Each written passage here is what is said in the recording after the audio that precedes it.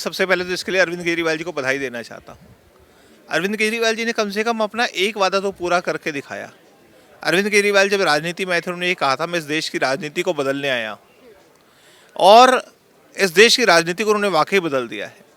पहली बार जेल के अंदर देखा 75 सालों में कि 5 स्टार का खाना, रेडिसन का खाना, ताज का खाना जेल के अंदर आ रहा है।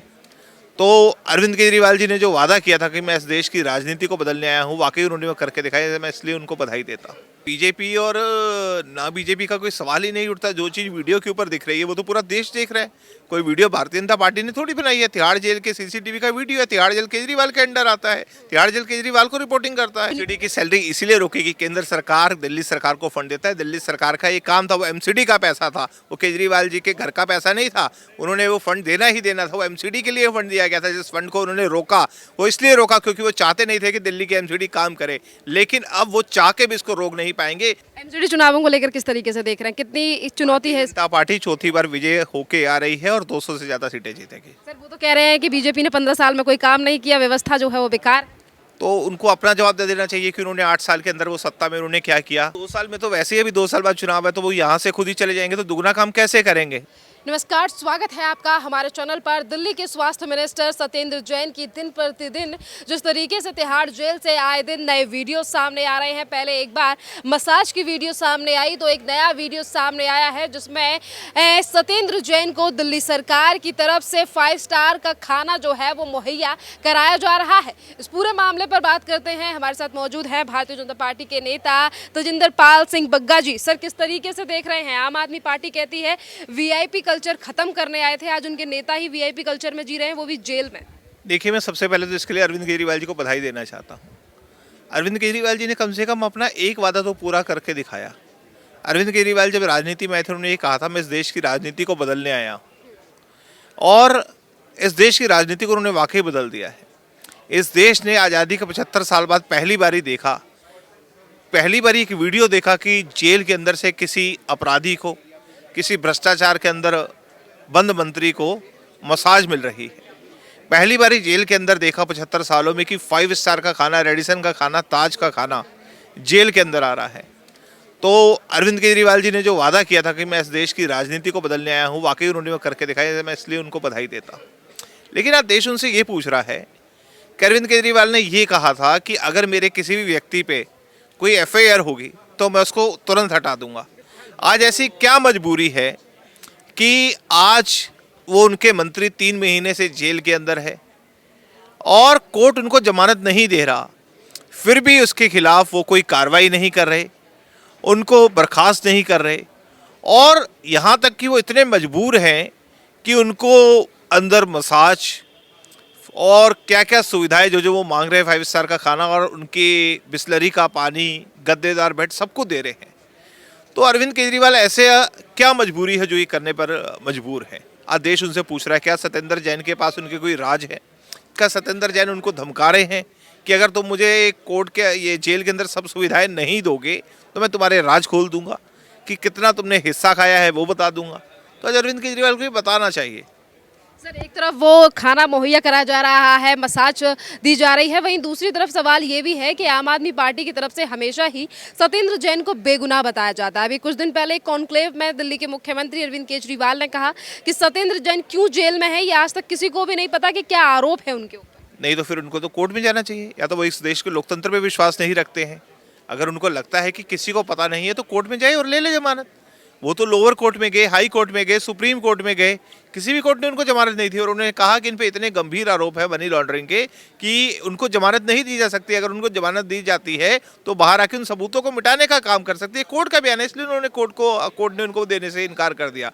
और पहले जब ईडी ने कोर्ट में कहा कि वो वहाँ पर सारी सुविधाएँ ले रहे हैं, मसाज ले रहे हैं, तो इन्होंने, केजरीवाल ने उसको इनकार कर दिया। ये तो जब वीडियो आई तो इन्होंने कहा कि फिजियोथेरेपी है, लेकिन अब तो कल ये भी आ गया वो फिजियोथेरेपी नहीं थी।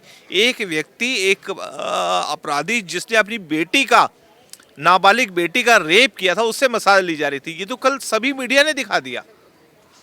बार बार भी ये कहा जाता है कि बीजेपी चुनावों के चलते हमारे नेताओं को बदनाम करने का प्रयास कर रही है।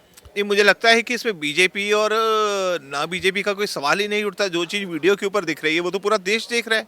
कोई वीडियो भारतीय जनता पार्टी ने थोड़ी बनाई है। तिहाड़ जेल के सीसीटीवी का वीडियो है। तिहाड़ जेल केजरीवाल के अंडर आता है। तिहाड़ जेल केजरीवाल को रिपोर्टिंग करता है। तिहाड़ जेल केजरीवाल के प्रशासन के अंदर आता है और सत्येंद्र जैन खुद जेल मंत्री हैं। सर वीडियो को लेकर तो ये कहा गया कि कोर्ट के फैसले की अवहेलना की गई है, वीडियो जो सोशल मीडिया पर जारी। अरविंद केजरीवाल को जवाब देना चाहिए ना, क्योंकि तिहाड़ जेल तो कोर्ट के अंडर आता है। तो ये तो केजरीवाल को बताना चाहिए कि वो वीडियो कहाँ से मीडिया के पास आया। बार बार पर बीजेपी को लेकर बार बार पे इल्जाम लगा रहे हैं कि एमसीडी के चुनाव है इसीलिए बीजेपी डर गई है, और कूड़े को लेकर भी लगातार राजनीति की जा रही है। नहीं, कूड़े को देखिए, अरविंद केजरीवाल जो भी कहे, मैं खुद पंजाब गया था और मैंने कूड़े के पहाड़ दिखाए थे। मैंने उनको ये कहा था कि देश का ऐसा कोई राज्य नहीं है जहाँ पे कूड़े का पहाड़ कूड़ा नहीं होता। वो लैंडफिल साइट थी जहाँ पर वो गए थे और मैंने पंजाब में जाके उनको दिखाई। मैंने उनको बोला मैं ऐसे 150 लैंडफिल साइट दिखाने को तैयार हूँ। और वो landfill site Bharatiya Janata party ने नहीं बनाई। 1984 के अंदर वो लैंडफिल साइट कांग्रेस की सरकार ने उससे बनाई थी। बीजेपी की जब से सरकार आई हमने 60 फीट उसको कम किया है और हम उसको खत्म करेंगे। हमने 4 साल पहले वहाँ पे वेस्ट एनर्जी प्लांट लगाया और 2024 तक हमारा लक्ष्य है। उस लक्ष्य के समय से हम उसको पूरा कर रहे हैं और 60 फुट हम उसको छोटा कर चुके हैं। कह रहे हैं कि एमसीडी चुनाव और गुजरात में विधानसभा चुनाव है इसीलिए तमाम केसों को खोला जा रहा है, हमारी पार्टी को तोड़ने का प्रयास किया जा रहा है। नहीं तो वो कोर्ट में जाके अगर वो इस देश के लोकतंत्र में अगर विश्वास रखते हैं, वो तो केस तो आज से चल नहीं रहा, केस तो कई साल से चल रहा है और कोर्ट के आदेश पे उनके गिरफ्तार किया गया है। कोर्ट के आदेश पे उनको जमानत नहीं मिलती है। अगर वो विश्वास रखते हैं इस देश के कानून पे तो मुझे लगता है उनको कोर्ट में जाना चाहिए और जमानत ले लेनी चाहिए। सर एमसीडी चुनावों को लेकर इस बार भारतीय जनता पार्टी लगातार प्रयास कर रही है। उनका कहना है कि इस बार बीजेपी रिपीट करने वाली है, पर आम आदमी पार्टी का कहना है कि बीजेपी जो है वो डर रही है, हमारे नेताओं के ऊपर प्रहार किया जा रहा है। टिकटिंग जो बेचने का यानी कि जो आरोप लग रहे हैं आम आदमी पार्टी पर, उन आरोप को भी फर्जी बताया गया। भारतीय जनता पार्टी ने कोई आरोप नहीं लगाए हैं। आरोप उनके खुद के लोग लगा रहे हैं। उनके खुद के लोग उनके विधायकों को पीट रहे हैं। तो मुझे लगता है कि उनको अपने खुद के लोगों से पूछना चाहिए। एमसीडी चुनावों को लेकर किस तरीके से देख रहे हैं, कितनी चुनौती है? जनता पार्टी चौथी बार विजय होके आ रही है और 200 से ज्यादा सीटें जीतेगी। सर वो तो कह रहे हैं कि बीजेपी ने 15 साल में कोई काम नहीं किया, व्यवस्था जो है वो बेकार। तो उनको अपना जवाब दे देना चाहिए कि उन्होंने 8 साल के अंदर वो सत्ता में उन्होंने क्या किया। उनके पास यमुना की जिम्मेदारी थी, उन्होंने क्या किया। उनके पास स्कूलों की जिम्मेदारी थी, अगर वो बता दे 500 स्कूल की उन्होंने बात कही थी। अगर वो बता दे कि मैंने 5 स्कूल जो शुरू किए हैं और ये मैंने उसको कंप्लीट किया है, तो मैं ये जनता को कहूँगा आप आम आदमी पार्टी को वोट दे देना। वो बताइए उन्होंने 20 हॉस्पिटल कहा था, उन्होंने अगर 2 हॉस्पिटल पूरी दिल्ली में बता दे उन्होंने बनाए हो तो आप आम आदमी पार्टी को वोट दे देना। उन्होंने कहा था मैं दिल्ली के अंदर 20 कॉलेज बनाऊंगा, अगर वो 2 कॉलेज बता दे दिल्ली के अंदर उन्होंने बनाए हो तो आम आदमी पार्टी को मैं खुद कहता हूँ वोट दे देना। वो बताए जिस चीज़ की जिम्मेदारी उनको सौंपी थी उन्होंने क्या किया, आज उनको जवाब देना चाहिए। दिल्ली में इतना काम कर रहे हैं कि पिछले 5 सालों 50 सालों में। एड्रेस तो दे, एड्रेस तो दे। आप बताए ना कौन सी यूनिवर्सिटी आपने बताई, कौन सी स्कूल आपने बनाया, कौन सा हॉस्पिटल उन्होंने बताया, उसका एड्रेस भी तो दे। सर वो तो बार बार पे इस चीज़ों को जिक्र कर रहे हैं, कह रहे हैं अगर एमसीडी में भी आम आदमी पार्टी आती है तो दुगना काम किया जाएगा, हमारी पार्टी वैसे ही भी भ्रष्टाचार तमाम। 2 साल में तो वैसे ही अभी 2 साल बाद चुनाव है तो वो यहाँ से खुद ही चले जाएंगे तो दुगना काम कैसे करेंगे। तो मुझे लगता है कि 2 साल बाद वैसे ही जनता बीजेपी को लाने वाली है तो यहाँ भी बीजेपी रहेगी तो दुगना काम होगा। सर किस तरीके से देख रहे हैं आज जो और ये राजनीति? नई एमसीडी मैं आपको बताना चाहता हूँ, ये नई एमसीडी है, पुरानी एमसीडी नहीं है। ये पुरानी एमसीडी जो थी वो केजरीवाल के अंडर आती थी, क्योंकि वहां से जो फंड आता था केजरीवाल के अंडर आता था।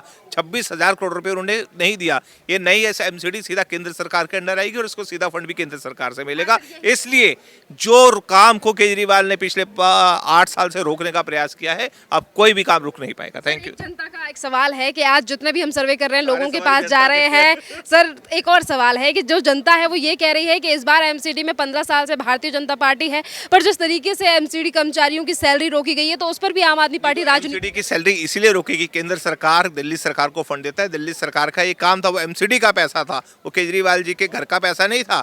उन्होंने वो फंड देना ही देना था, वो एमसीडी के लिए फंड दिया गया था। जिस फंड को उन्होंने रोका वो इसलिए रोका क्योंकि वो चाहते नहीं थे कि दिल्ली की एमसीडी काम करे। लेकिन अब वो चाह के भी इसको रोक नहीं पाएंगे क्योंकि जो नई एमसीडी आएगी वो केंद्र सरकार के अधीन आएगी और सीधा फंड केंद्र सरकार से मिलेगा।